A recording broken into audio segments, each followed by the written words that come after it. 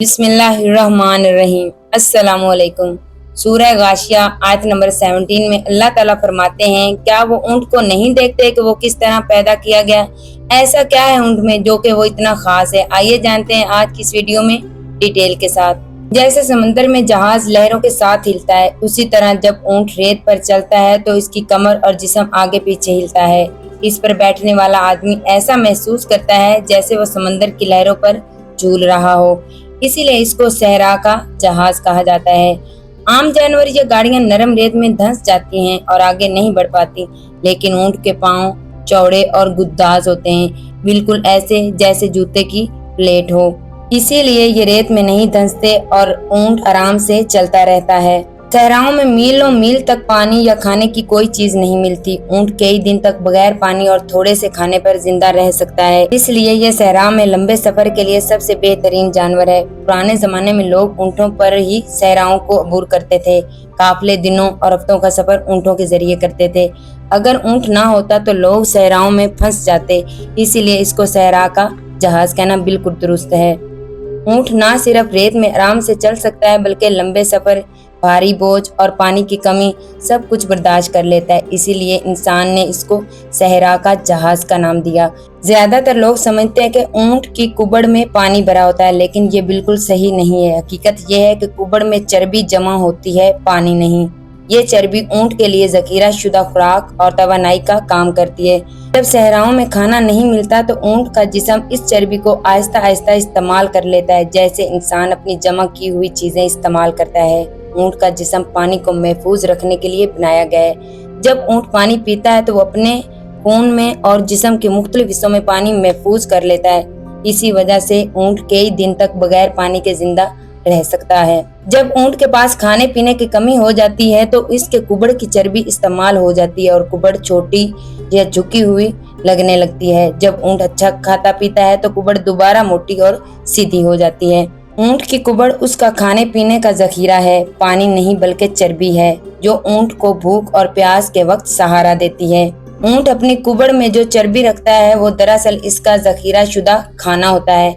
जैसे हम पैसे बैंक में जमा कर देते हैं ताकि जरूरत के वक्त निकाल सकें, वैसे ही ऊंट चर्बी को कुबड़ में जमा करता है। जब ऊंट के पास खाने पीने की चीजें नहीं होती तो इसका जिस्म कुबड़ की चर्बी को इस्तेमाल करना शुरू कर देता है।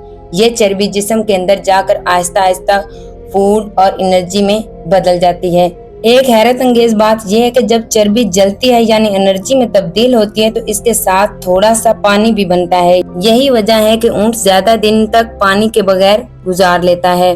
अगर कुबड़ ना हो तो ऊंट सहराओं में ज्यादा दिन तक जिंदा ना रह सके। कुबड़ दरअसल ऊंट की जिंदगी का सहारा है। ऊंट की कुबड़ उसके लिए सिर्फ खूबसूरती नहीं बल्कि उसका जखीरा खाना है। यही ऊंट को भूख, प्यास और लंबे सफर में सहारा देता है। सहरा में बारिश बहुत कम होती है और पानी के चश्मे या कुएं मीलों दूर होते हैं, इसीलिए ऊंट के जिस्म को ऐसा बनाया गया कि जब पानी मिले तो वो ज्यादा से ज्यादा ले सके और जखीरा कर सके।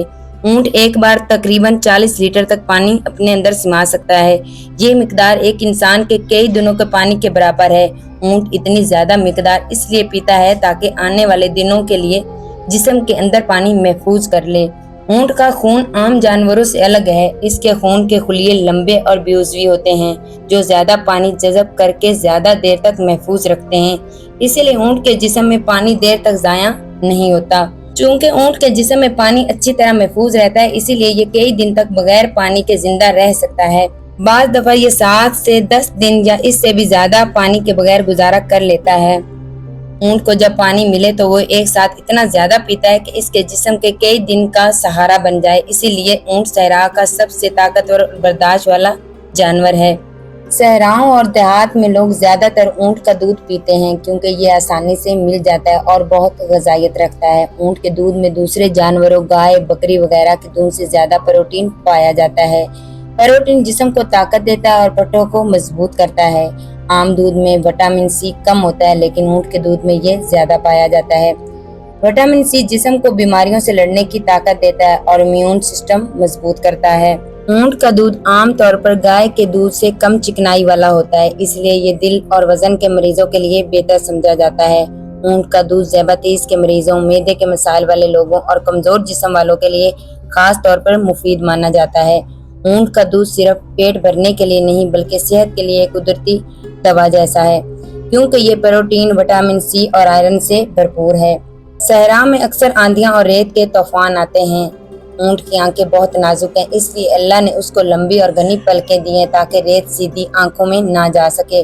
ऊंट के पास सिर्फ एक नहीं बल्कि दोहरी पलकों की तह होती है। एक तह ऊपर से आंख को ढांपती है और दूसरी अंदरूनी पलक बारीक जाली की तरह काम करती है, जिससे ऊंट रेत से बचकर भी देख सकता है। पलकें सिर्फ रेत नहीं रोकती बल्कि तेज धूप की रोशनी भी कम कर देती हैं। इससे ऊंट की आंखें सूरज की सख्त रोशनी को भी बर्दाश्त कर सकती हैं। अगर ऊंट के पास ये लंबी पलकें ना होती तो वो सहराओं में ना चल पाता, क्योंकि रेत और धूल इसकी आंखें बंद कर देती। ऊंट की लंबी पलकें सिर्फ खूबसूरती के लिए नहीं बल्कि ये इसके लिए कुदरती चश्मा है जो इसकी आंखों को रेत और धूप से महफूज रखती हैं। सहरा में अक्सर तेज आंधियां और रेत के तूफान चलते हैं। अगर आम जानवर इस माहौल में हो तो रेत इनके नाक और सांस की नाली में भर जाती है और वो सांस नहीं ले पाते। ऊंट के नथने ऐसे बने हैं कि वो अपनी मर्जी से खुल और बंद हो सकते हैं। ये रेत का तूफान आता है तो ऊंट फौरन अपने नथने तकरीबन बंद कर लेता है ताकि रेत अंदर ना जा सके। नथने मुकम्मल बंद नहीं होते बल्कि इसमें एक बारीक सा रास्ता बचा रहता है ताकि ऊंट सांस ले सके। इस तरह हवा तो अंदर आ जाती है लेकिन रेत रुक जाती है। ऊंट के नथने के अंदर बारीक बाल भी होते हैं जो रेत और धूल को फिल्टर करके साफ हवा अंदर जाने देते हैं। ऊंट के नथने एक कुदरती फिल्टर मास्क की तरह हैं जो रेत के तूफान में इसकी सांस को महफूज रखते हैं। यही वजह है कि ऊंट सहरा में दूसरे जानवरों की तरह परेशान नहीं होता।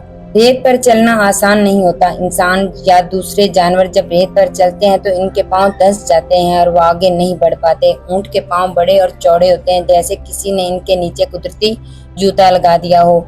चौड़ाई की वजह से वजन ज्यादा फैल जाता है और ऊंट के पांव रेत में नहीं धंसने देते।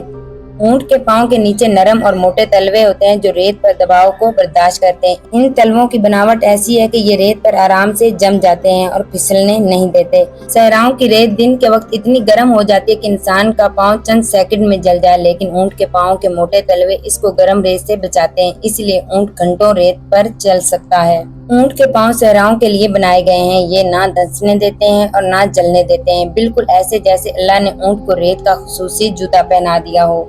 सहरा में दोपहर के वक्त दर्जा हरारत अक्सर 45 डिग्री से 50 डिग्री तक पहुंच जाता है। इतनी गर्मी में इंसान और आम जानवर ज्यादा देर जिंदा नहीं रह सकते, लेकिन ऊंट आराम से गुजारा कर लेता है। ऊंट का जिस्म इस गर्मी के साथ खुद को एडजस्ट कर लेता है। आम जानवरों का जिस्म अगर ज्यादा गर्म हो जाए तो वो फौरन बीमार पड़ जाते हैं, लेकिन ऊंट का जिस्म गर्मी को बर्दाश्त करके महफूज रहता है। ऊंट का जिस्म अपने दर्जा हरारत को 34 से 41 डिग्री तक बदल सकता है। इसका मतलब ये है कि दिन में जब गर्मी हो तो इसका जिस्म गर्म हो जाता है और रात को ठंडा होकर फिर नॉर्मल रूटीन पर आ जाता है। ऊंट बहुत कम पसीना बहाता है, क्योंकि अगर पसीना ज्यादा निकले तो पानी जाया हो जाएगा और सहरा में पानी कीमती होता है। इस तरह ऊंट अपने जिस्म का पानी बचा लेता है। ऊंट का जिस्म ऐसा है जैसे एक कुदरती कूलर और हीटर साथ साथ काम कर रहा हो। गर्मी में ये जिस्म ठंडा रहने की कोशिश करता है और सर्दी में गर्म। ऊंट का जिस्म एक हैरत अंगेज मशीन की तरह है जो 50 डिग्री तक गर्मी बर्दाश्त कर लेता है और पानी जाया होने नहीं देता। इस वजह से ये सहरा में जिंदा रहने के लिए सबसे बेहतरीन जानवर है। सहराओं में ना ज्यादा घास होती है और ना पानी। ऐसे माहौल पर जानवर को अपनी तवानाई बचा कर रखनी पड़ती है ताकि वो ज्यादा देर तक जिंदा रह सके। ऊंट दिन के ज्यादा हिस्से में बैठा रहता है। ये ज्यादा हिलजुल नहीं करता ताकि इसकी ताकत और जिस्म में मौजूद पानी जाया ना हो। ऊंट जब बैठता है तो कभी किसी झाड़ी या दरख्त के साए में जाकर बैठता है ताकि धूप से बच सके। अगर साया ना हो तो ये बैठकर अपने जिस्म को जमीन के साथ लगा लेता है। इसी तरह कुछ ठंडक महसूस करता है। चूंकि ऊंट का असल काम सफर और बोझ उठाना है, इसीलिए ये दिन का बड़ा हिस्सा आराम करके अपनी तवानाई महफूज रखता है। जब इसे सफर करना हो तो ये लंबी मुसाफत भी बर्दाश्त कर लेता है। ऊंट दिन भर आराम करके अपनी ताकत बचाता है ताकि भूख और प्यास के बावजूद ये लंबे सफर तय कर सके। इसकी ये आदत सहरा में जिंदा रहने का एक राज है।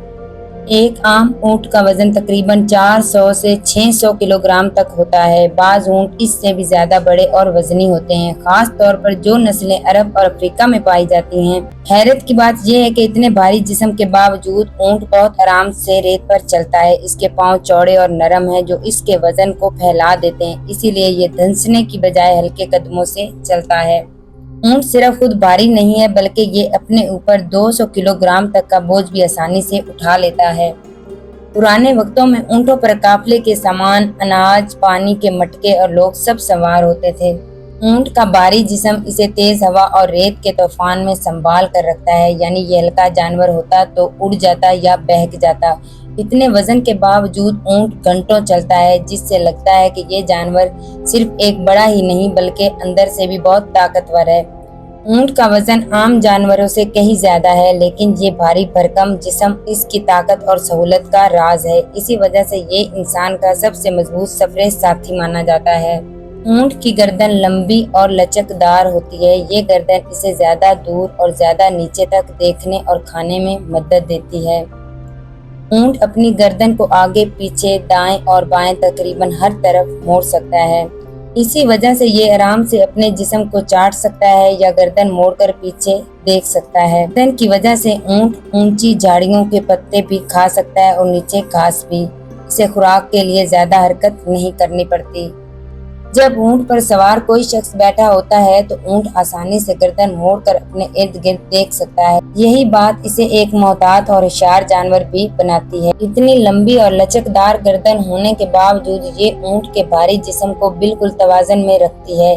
یہ اس بات کی نشانی ہے کہ اللہ نے اسے خاص طور پر صحرائی زندگی کے لیے بنایا ہے۔ اونٹ کی گردن صرف لمبی نہیں بلکہ بہت لچکدار بھی ہے۔ اسی لیے یہ اپنی گردن کو چاروں طرف گھما سکتا ہے اور کھانے کے لیے اوپر نیچے ہر طرف سے کھا سکتا ہے۔ عام حالات میں اونٹ بہت سکون سے اور آہستہ آہستہ چلتا ہے۔ یہ رفتار قافلوں کے لیے بہترین تھی کیونکہ لمبے سفر میں سب کو ساتھ چلنا ہوتا تھا۔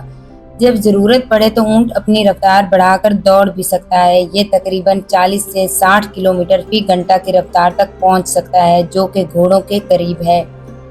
اونٹ کو یہ خاصیت حاصل ہے کہ وہ آہستہ چلنے اور دوڑنے دونوں میں تھکنے کی بجائے متوازن رہتا ہے۔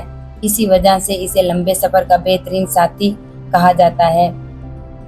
ریت پر زیادہ جانور تیز نہیں چل پاتے کیونکہ ان کے پاؤں دھنس جاتے ہیں، مگر اونٹ ریت پر بھی اپنی رفتار بدل کر بآسانی آگے بڑھ جاتا ہے۔ کچھ خاص نسلوں کے اونٹ آج بھی دوڑ کے مقابلوں میں استعمال ہوتے ہیں۔ خلیجی ممالک میں اونٹ کی دوڑ ایک مشہور کھیل ہے۔ اونٹ صرف آہستہ چلنے والا جانور نہیں ہے بلکہ یہ ضرورت پڑنے پر تیز دوڑنے کی صلاحیت بھی رکھتا ہے۔ یہی وجہ ہے کہ صحراؤں میں اسے سفر اور دوڑ دونوں کے لیے بہترین مانا جاتا ہے۔ اونٹ اکثر میلوں میل صحرا کا سفر کرتا ہے۔ ایسے سفر میں راستہ پہچاننا اور یاد رکھنا بہت ضروری ہوتا ہے۔ اونٹ کئی بار ایک ہی راستے پر جاتا ہے تو اسے وہ راستہ اچھی طرح یاد رہتا ہے۔ یہی وجہ ہے کہ پرانے وقتوں میں لوگ قافلوں کے اونٹوں پر سفر کرتے تھے اور وہ منزل تک پہنچ جاتے تھے۔ اونٹ اپنے مالک اور اسے سنبھالنے والے لوگوں کو پہچان لیتا ہے۔ اگر کوئی اجنبی اس پر سوار ہونے کی کوشش کرے تو بعض اوقات اونٹ رد عمل ظاہر کرتا ہے۔ اونٹ اپنی طبیعت کے مطابق انسان کے ساتھ رویہ یاد رکھتا ہے۔ اگر مالک اس کے ساتھ اچھا سلوک کرے تو اونٹ وفاداری دکھاتا ہے، لیکن اگر کوئی اسے تنگ یا مارے تو اونٹ کو وہ بات ناگوار لگتی ہے اور موقع ملنے پر وہ رد عمل دے سکتا ہے۔ یہ یادداشت اونٹ کو صحرا میں زندہ رہنے اور انسان کا بہترین ساتھی بننے میں مدد دیتی ہے۔ اونٹ صرف ایک سفر کرنے والا جانور نہیں بلکہ یاد رکھنے اور پہچاننے کی صلاحیت بھی رکھتا ہے۔ وہ راستے اور اپنے مالک کو یاد رکھتا ہے اور اسی بنیاد پر انسان کے ساتھ اپنا تعلق بنائے رکھتا ہے۔ اب آتے ہیں کچھ واقعات کی طرف۔ ایک بار رسول اللہ صلی اللہ علیہ وسلم ایک انصاری کے باغ میں تشریف لے گئے تو وہاں ایک اونٹ دیکھا۔ جب اس نے نبی کریم صلی اللہ علیہ وسلم کو دیکھا تو رونی سی آواز نکالی اور اس کی آنکھوں سے آنسو بہنے لگے۔ نبی صلی اللہ علیہ وسلم اس کے پاس آئے اور اس کے سر پر ہاتھ پھیرا تو وہ چپ ہو گیا۔ پھر آپ صلی اللہ علیہ وسلم نے پوچھا، اس اونٹ کا مالک کون ہے؟ یہ کس کا اونٹ ہے؟ تو ایک انصاری جوان آیا اور کہا، اے اللہ کے رسول، یہ میرا ہے۔ آپ صلی اللہ علیہ وسلم نے فرمایا، کیا تو اس جانور کے بارے میں اللہ سے نہیں ڈرتا جس کا اس نے تجھ کو مالک بنایا ہے؟ اس نے مجھ سے شکایت کی ہے کہ تو اسے بھوکا رکھتا ہے اور بہت تھکا دیتا ہے۔ اس سے معلوم ہوتا ہے کہ جانور بھی مظلوم ہوں تو اللہ کے نبی تک اپنی حالت پہنچا دیتے ہیں۔ اللہ تعالیٰ نے قوم سمود کے لیے بطور معجزہ ایک اونٹنی پیدا کی۔ ان سے کہا گیا کہ یہ اللہ کی اونٹنی ہے، اسے آزاد چھوڑ دو اور پانی میں اس کا حق ہے، لیکن انہوں نے اس اونٹنی کو قتل کر دیا اور اللہ کے عذاب میں گرفتار ہو گئے۔ یہ واقعہ اس بات کی یاد دہانی ہے کہ اللہ کی نشانیوں کو جھٹلانے والے سخت عذاب کا سامنا کرتے ہیں۔ نبی صلی اللہ علیہ وسلم نے فرمایا، اونٹ پر لعنت نہ کرو کیونکہ وہ اللہ کو بہت یاد کرنے والا جانور ہے، یعنی اونٹ کو برا بھلا کہنا منع ہے کیونکہ یہ ذکر الہی کرنے والا جانور ہے۔ قربانی میں اونٹ سب سے افضل جانور ہے۔ حدیث میں ہے کہ نبی صلی اللہ علیہ وسلم نے حج الوداع میں 100 اونٹ ذبح کیے، جن میں سے 63 آپ صلی اللہ علیہ وسلم نے اپنے ہاتھ سے قربان کیا اور باقی حضرت علی رضی اللہ عنہ نے ذبح کیے۔ یہ ظاہر کرتا ہے کہ قربانی کے جانوروں میں اونٹ کو خاص مقام حاصل ہے۔ نبی صلی اللہ علیہ وسلم نے فرمایا، جو شخص اللہ کے راستے میں ایک اونٹ خرچ کرے تو وہ قیامت کے دن 700 اونٹوں کی طرح ہوگا جو اللہ کی راہ میں بھاگتے ہوں گے۔ یعنی اونٹ کا صدقہ اور اللہ کی راہ میں دینا بہت بڑا اجر رکھتا ہے۔ مجھے امید ہے کہ یہ ویڈیو آپ کو بہت اچھی لگی ہوگی۔ اچھی لگی ہو تو لائک کیجیے گا اور چینل کو سبسکرائب کیجیے گا، اور اب ملوں گی میں آپ کو ایک نئی ویڈیو کے ساتھ۔ تب تک کے لیے اللہ حافظ۔